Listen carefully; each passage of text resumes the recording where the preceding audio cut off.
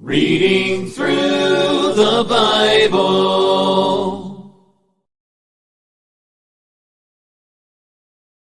Good evening. I'm Dennis, and I'm a Christian. This evening, I'll be reading Numbers chapter 23. Numbers 23. Then Balaam said to Balak, "Build 7 altars for me here, and prepare for me here 7 bulls and 7 rams." And Balak did just as Balaam had spoken, and Balak and Balaam offered a bull and a ram on each altar. Then Balaam said to Balak, "Stand by your burnt offering, and I will go. Perhaps the Lord will come to meet me.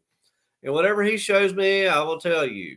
So he went to a desolate height, and God met Balaam, and he said to him, "I have prepared the 7 altars, and I have offered on each altar a bull and a ram." Then the Lord put a word in Balaam's mouth and said, "Return to Balak, and thus you shall speak." So he returned to him, and there he was, standing by his burnt offering, he and all the princes of Moab. And he took up his oracle and said, "Balak, the king of Moab, has brought me from Aram, from the mountains of the east. Come, curse Jacob for me, and come, denounce Israel. How shall I curse whom God has not cursed? And how shall I denounce whom the Lord has not denounced? For from the top of the rocks I see him, and from the hills I behold him. There, a people dwelling alone, not reckoning itself among the nations. Who can count the dust of Jacob, or number 1/4 of Israel? Let me die the death of the righteous, and let my end be like his." Then Balak said to Balaam, "What have you done to me? I took you to curse my enemies, and look, you have blessed them bountifully."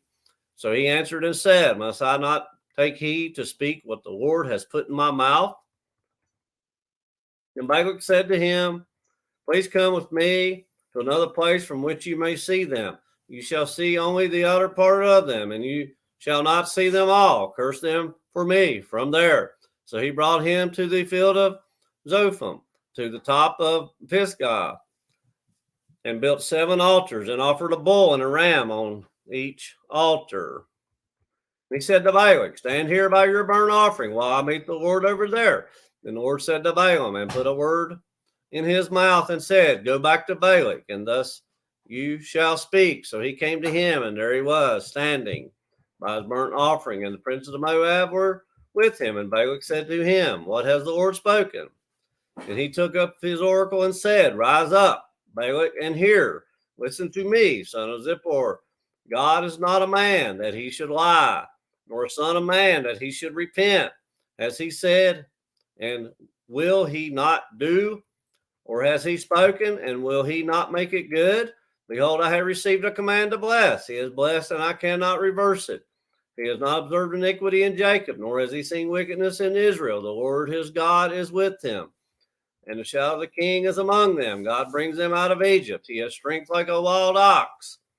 There is no sorcery against Jacob, nor divination against Israel. It now must be said of Jacob and of Israel, oh, what God has done. Look, a people rises like a lioness and lifts itself up like a lion.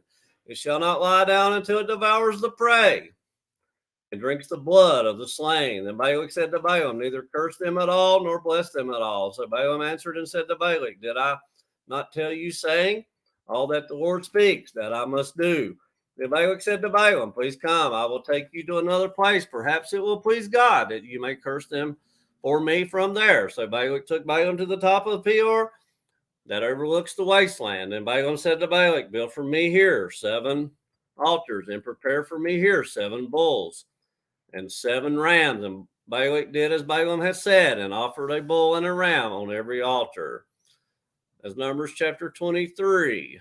Numbers 23, reading from the New King James Version.